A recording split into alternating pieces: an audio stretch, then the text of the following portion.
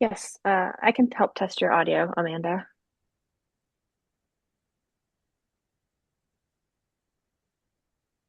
Can you hear me?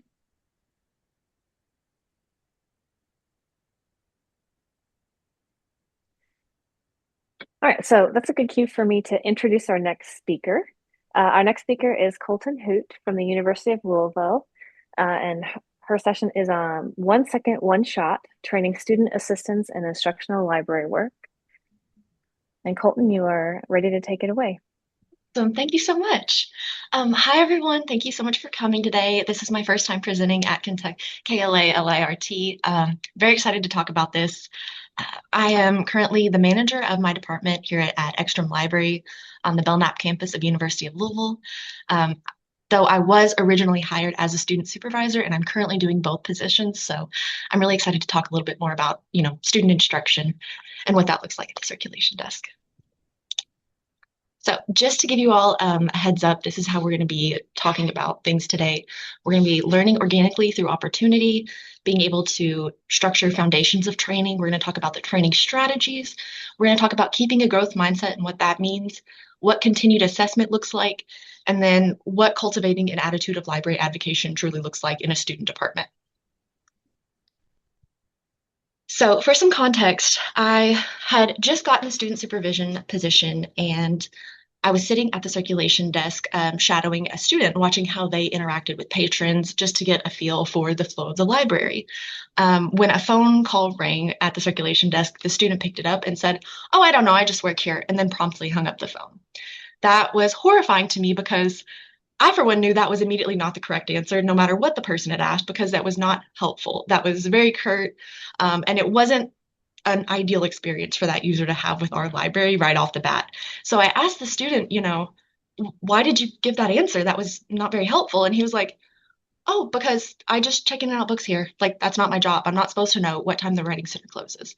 And that really floored me because I thought, you know, I thought it was obvious the circulation desk should be able to tell you when other departments close and like little informational things like that. But it really helped me understand and solidify this concept that the student team I had inherited really had not had the proper training to treat the circulation desk with the nuance and care that it really, really needs because these interactions, similar to the interactions librarians have that are very research specific focused, it's much more brief than that these student interactions are, but they're still impactful and it still sets the tone for how the user continues to use the library after that point. So one thing I recognized we really needed to do was start identifying opportunities at the circulation desk. Again, these one-shot interactions are the patron's first exposure to the library. I really explain this to the students so that way they understand why it matters they are there at the circulation desk. They're not just there to do these simple transactional tasks like check in and out books. They're there for so much more. It's so much more than just, doing that. So I really, really like to explain to these students that I'm teaching why it matters. These unscripted conversations are very, very organic, and we like that because a lot of the peer-to-peer learning does work, and we use a tiered desk system in our department or in our library in order to really have students help other students and advocate for the library in a very organic way. So my biggest issue moving forward, after I had explained to them, no, we need to start recontextualizing how we think about the circulation desk, they needed to have individual buy-in beyond just a paycheck. And I know that's kind of hard to ask some students to have because they have so many things going on in their life, personal, work, academic. But once they have an individual reason to want to engage at the circulation desk, they do, or they can. So it is thinking beyond a paycheck. We teach them that they are learning these skills that will be transferable. So communication skills are really important at any workplace you go to beyond the college campus. It's going to be important to be able to, have interpersonal skills, use the proper tone, and feel confident communicating effectively. And the more that you practice it, again, especially at the circulation desk, the better you get at it. One thing that I do like to tell the students is that I was a student worker as well here at the University of Louisville. I was in a different department, but I was very, very hesitant to have these verbal conversations and engage with patrons. But using the communication skills, and then I continue to use the communication skills, and now I really understand, the importance of what I'm preaching because I have lived that. I do understand these are transferable skills in the real world. Another thing that I impress upon them that they're learning are critical thinking skills. I know it might sound very, very obvious, but they are learning how to apply institutional knowledge using, rationale relevantly. Um, because not every patron that comes to the circulation desk has the same question necessarily or has the same way of phrasing it. So you really have to key into the nuances of communication and appropriately being a steward of library resources. Another thing, tying back into the communication skills, is you're building confidence the more that you do it, because once you've done it once, it becomes easier and easier, especially if you can look back at the body of work and say, I've done it 100 times, I can do it 100 more. And then finally, this is one of my biggest things as a leader. I really want to impress upon these young people is that we need to have intellectual empathy. Pardon me, we need to have intellectual empathy when we're on the circulation desk, because we need to recognize not everybody is going to have the same education and perspectives that we do. But if they're coming up to the circulation desk to ask for help, that is valid enough to warrant us giving our best effort in getting them an answer. It's really, and because patrons all over the scale, they can know a lot or they can know very, very little and nothing about the library. So we have to be open to having these conversations with students to really tell them why it matters to care about the other person on the other side of the desk. As another example of this one that I think is really relevant is we had a student patron come up to the desk and ask, what button do I press to go to the second floor on the elevator?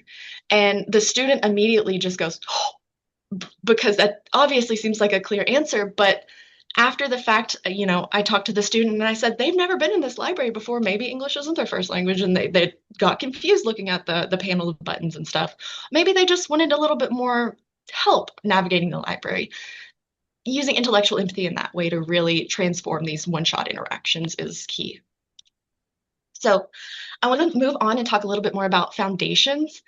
So I like to have these foundations set before I go into training. And what that foundation looks like is I need a training outline for one. I love to tell the students up front, hey, this is what we're going to be learning. This is the timeline. This is why you need to know it. I'm giving them informed orientation. So orientation is teaching them how they need to perform the transactional tasks of the job. So it's very much so checking in and out, what law, like rules to apply, that kind of thing. But onboarding is more so the student adapting to the department's culture and getting settled. And this is more long-term because it's something that you have to continuously reevaluate in order to make sure students are adapting to the unity of the department. If you take a look over at this example or diagram I have on the left, it's a very watered down version of the training outline I use and I've constructed for our department training student assistants. Again, I like for them to know up front that I am taking this seriously. I expect them to take this seriously too, and we can work together as a team in order to get this training done.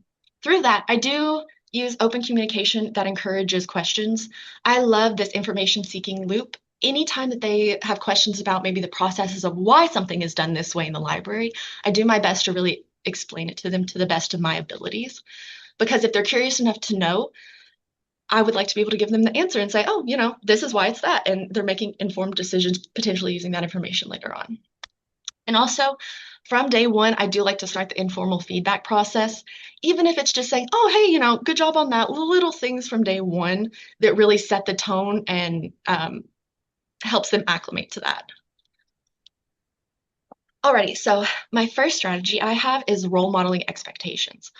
I think that you are, as their supervisor, training students at the circulation desk, you are their best example. So it is on-the-job training as it happens live without them having to just be thrown on the circulation desk to fend for themselves. Because I've been at jobs like that, and that's not very helpful to the process. One thing I do like to role model starting off is I like to keep a very friendly tone. When I'm saying hi or I'm making eye contact looking up, establishing a safe channel of communication. I'm demonstrating how I apply logic to find answers on the library website. This is oftentimes the think aloud method. So I'm saying, okay, if they need to know how to contact the person in order to pay a bursar block. We'll search here, we'll look for this personnel, that kind of thing. I really think the think aloud method helps because it sets the standard again for how I think students should emulate these kind of interactions and getting started into determining the patron's need. I also like to sit with them at the desk for the first week of all of their shifts if I can, to show them that they are part of a team and that they should use their coworkers as learning resources. So while I'm on the desk, I do like to chat and ask other people their perspectives on library things so that way it reinforces the culture of information sharing and perspective sharing. I personally think your coworkers are some of your best resources because everybody brings such important nuanced perspective into the job, and being able to discuss that, understand that, and adopt some of those practices if you can really helps you acclimate to the system. And then lastly, I really like debriefing interactions because there have been some tense situations at the circulation desk where I've had to pull the student aside afterward and be like, hey, let's have a debrief. Let's talk about why my response was this because of certain relevant factors that had come up in the conversation. And it's another way to reflect, learn for future reference, and potentially address mistakes or things that could be tweaked for improvement in these kinds of debriefings. All right, so if you all want to take a look at this sequence I've created, a lot of the students have talked about being apprehensive to start these conversations with patrons at the desk because they're like, oh, it's like a cold call. I don't know what it's about, and it could be anyone. And this sequence, I think, really helps break it down and make it much more simple for them to determine what they need to do in the process of information application. So the first step they need to is just greet the patron, make eye contact, establish that safe communication channel. I really tell them to listen. I need you to actively listen, do not interrupt. Really try and understand what the patron is saying and the whole context of it. They might not always use the exact language that we would use being a part of the library system, but making those connections and really trying to work with them to understand what they are communicating their need is important. Next, I want the students to confirm the need. A lot of times that's asking for clarification. It's repeating the question or rephrasing it. Just something to establish, yes, we both have understood the need that you're bringing to the desk. And then lastly, apply institutional knowledge or information in order to respond appropriately. So talking a little bit more about transactional answers, which the students had originally understood the circulation desk to be very black or white, very one and done. So for example, a patron says, I need this book for a book report. The transactional answer is, here you go, have a nice day. The task is complete, the moment ends, it's moved on. But being able to identify opportunities at the circulation desk to advocate for library resources is more instructional in the answers. So if the patron says, I need this book for a book report, the student hears book report, connects it to another department in the library. So the student's saying, okay, here's the book. If you need help with that book report, try the writing center, something like that. I like to talk to the students and see if they've actually used these departments because for one, they might not have known they existed and then used it, and they get to advocate with authenticity, having that experience as well to speak on. So being able to find instructional opportunities at the circulation desk just by really keying into what the patron's talking about and also knowing what departments your library has available for student services, student success. All right, so two more of my training techniques I really want to talk about are quick reference guides and role-playing scenarios. I understand that not every student is going to learn the same exact way. How I might learn might be different than how my coworker learns. So one thing that I've done to try and acclimate the differences between learning styles is use a little bit of both, or a little bit of a mix of all. So with the quick reference guides, I have step-by-step written instructions plainly laid out that the students can refer to anytime they're on the desk. It's called the Master Guidebook in our department, but every student has access to it. I encourage them to use it, especially when they're training, because some students like the comfort of just having step-by-step things written out that they can refer to, immediately point to and say, okay, yes, I'm doing things right. Versus others who really have to let it simmer. They need to have those hands-on experiences. So that's where role-playing comes in. I will act as the patron and ask them questions to gauge how they're responding. So if I mention research and they know that our department doesn't specifically help with research, but we have a department that does, being able to say, oh, let me refer to you to a librarian professional. Let me get you someone who can help you, very in depth with this. Uh, Role playing also helps them feel more confident in their abilities to just like, you know, practice these kind of conversations and practice how they would phrase things for the most optimal receptiveness from the patron.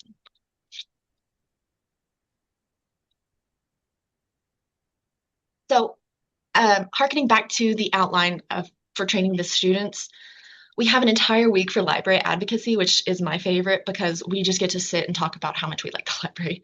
Uh, well, it's more than just talking about how much we like the library, it's why we like the library. It's because there's so much they have to offer that a lot of times students don't know about. Um, so knowing department limits is also part of the training because knowing when the students' role ends and when they need to refer is very important. So being able to refer to the proper department who can help the patron is important. A lot of the times these questions are multi-layered, subject-specific questions. They're very complex. I don't expect the students to be able to know everything about, say, German philosophy if someone comes up to ask about German philosophy because they're, English. They're not that kind of student. It is also not what these 1 second, one-shot interactions are supposed to be. It's supposed to be very bite-sized interactions versus, having an informational professional like the librarians in a different department to really sit down and do more specific research is helpful. So the students really understand where their role ends and the next begins, especially with knowing those department differences. And a lot of times it's not that the student isn't smart enough to be able to potentially look up German philosophers or what have you, but it's beyond the scope of policy of what we want our students doing right now. Because I think our students' best efforts are, again, having these quick interactions, friendly interactions, not so much doing research in depth. Okay, so this is one of my favorite slides because as corny as it sounds, I think it's so important to remind ourselves as supervisors, mistakes are going to happen. We need to make sure that we are reinforcing a culture in the department that we are supervising students in, that guilt and shame for mistakes are not helpful. I have had some of the best students really just shut down when they make a simple mistake. And it can be upsetting sometimes, it can be frustrating, but it's not that the student doesn't care. It's the student, is just trying. They're trying their best and they have to make those mistakes in order to learn. So again, reframing mistakes as learning opportunities, it keeps this growth mindset in the student audience. And I also think that's one thing we as supervisors need to be mindful of is uh, our responses. Because like with the phone call I talked about earlier on, I immediately was just like, oh my God. But I didn't say that. I had to keep cool in order to walk the student through the situation and really reframe like, okay, no, that wasn't optimal, but you know, we can redial, we can reapproach this, that kind of thing. Another of my strategies that I want to talk about is you need to have ongoing assessment for how your students are continuing to engage with the circulation desk. I use formal and informal feedback. Um, that helps to identify areas of growth. We have semesterly evaluations. We have surveys done at the beginning and the end of the semester to gauge different skill sets the students feel like they're really using or just the perception of that. It's a good way to glean feedback, especially because, again, we do have these students here for quite a long time. So we get to look back at the body of evidence for quite a few years. And it does really help track and support our claim that like you're doing good in this position and also you're learning these things. See, even you said you scored better at this. I do like frequent check-ins as well as supervisor. I keep my door open. Again, this just reinforces a department culture of support and caring. I don't want anybody to feel like they think I might be too busy to talk to them because if they have something that they need my help with, I want to be available to them to help them. And again, performance evaluations really do help track improvement. So cultivating an intentional library advocacy mindset at the circulation desk or in the department is the ultimate goal because students will come and go, but it's easier to train a system, not just individuals. So once you have the baseline established for what you want, like how you want students to treat the circulation desk, it becomes so much easier to maintain that once everybody is uniform, like unified and on board. Ask yourself as the supervisor and trainer, what can I be doing differently after, a batch of training is done? Really continuously looking back and saying, oh, I think this worked well, or oh, I don't think they really cared much for this. It needs to be a continued effort to evaluate how you're going about trying to engage students.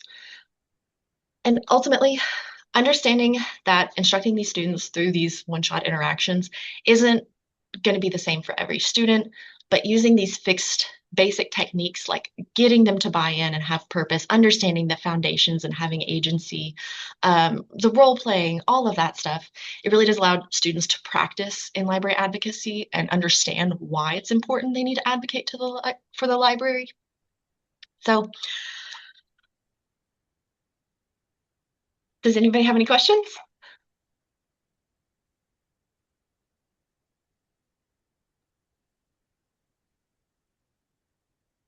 While we're waiting for questions to come in, if you guys want to drop those in the chat or you can raise your hand. I have a couple of questions and comments, if you don't mind.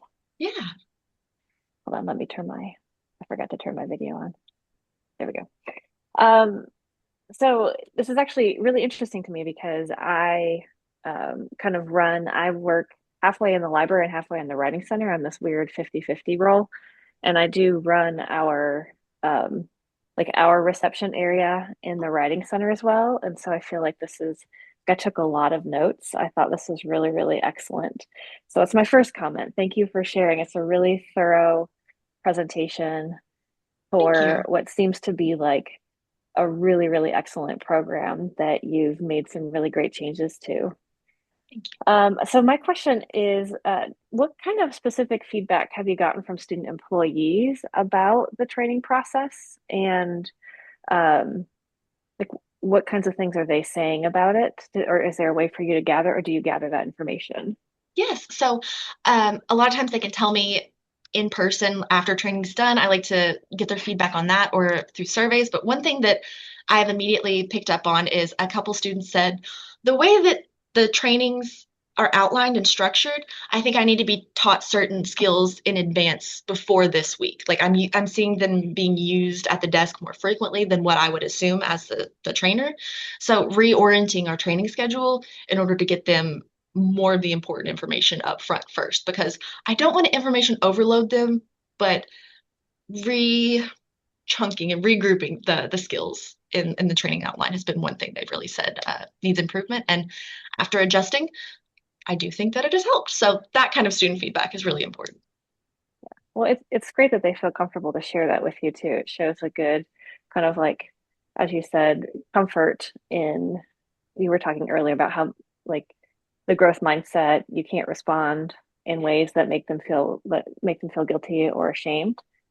So I think that's great. There is a question in the chat. It says, "Hi Colton, I enjoyed your presentation. Do you do all solo one-on-one training or do you do any group training?" Yes. So I have tried to do group training, but it has never really worked out strictly because of scheduling issues. So I do find that one-on-one training is very individualized. It is a lot more time consuming for me personally, but having that one-on-one training, I think really does help. For one, build that relationship of trust as a supervisor and a supervisee. But two, it also gives me the dedicated time to sit down and understand how this student is applying this information, how they're really engaging at the circulation desk, and have a more individualized approach to their training with the one-on-one. Um, so yeah, or maybe one day in the future I could do group training sessions, but right now I just don't think I can. Laura responded, "Thanks. Agreed. I've had trouble getting group training organized." There's Yes. another question too, if you're ready for another one. Mhm. Okay. What do you include in the quick reference guide you keep at the desk? We have something like that, and it's hard to figure out what's best to include without making the guide really long. Yes, that's a good question because you could write everything about the job down for the students and they could still get lost in all the the information. So what I'd like to keep in the quick reference guides are very topical questions or very topical things. So students are always going to need to know how to create community borrower cards. I have standards of operations word for word laid out, especially when using WMS like we do. So remembering and having it written down that we use this for the username whenever creating community borrower cards or using this for their password, just so that way like confidential, but it's also, a fixed fact there that that's always what we're going to be using for the username and password for creating these kinds of accounts. Um, some other quick reference things is other people in other departments. So we have a whole list in the reference thing for librarians and what their subject specialty is. Building hours is always a good one to have on hand, that kind of thing. Uh, I will say it will be probably very hard to not get it super long, but yeah, those would be my things as immediate. So we've got one more question. We don't, I mean, we're kind of a little bit over time, but I would like to get this one answered too. I think it's an interesting question. Great presentation. Do you have an element or have you noticed instances of peer-to-peer or peer-led training where senior student employees take it upon themselves to mentor new employees? Actually, that's a great question. So I do know that we had a type of tiered system before where there would be senior students or super students who would train other employees. I'm not opposed to that necessarily, but again, I do know what information I'm sharing is exactly what I want the students to replicate. Um, what I really think I see more so with the peer-to-peer learning and training is students who have been here for several semesters will make a friend and they'll talk about experiences and how they did certain things like this and share information through lived experience. And I see them, adopting things like that they learned from their other potentially senior students. Uh, I also know that they have made friendships just organically in the department, and I think that's nice because whenever you're feeling more psychologically safe at work, you're able to have more of these productive conversations. Well, thank you, Colton. That Yeah, was a really, really, really informative presentation and very thorough too. I loved it. If you all would drop some reactions with for Colton and let her know how you felt about the presentation. thank you, everyone.